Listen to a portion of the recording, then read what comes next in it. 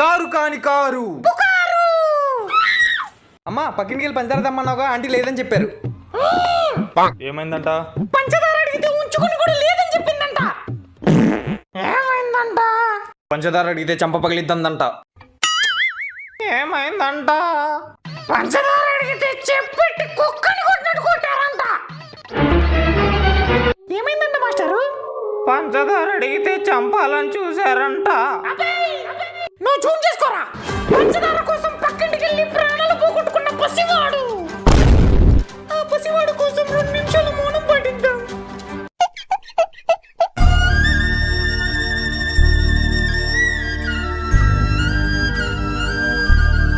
అమ్మా మీరెందుకు మౌనం పాటిస్తున్నారని, నేను ఇంకా బతికే ఉన్నా. టీవీలో చూపించాక కూడా ఇంకేం బతుకుంటావురా. అయ్యో.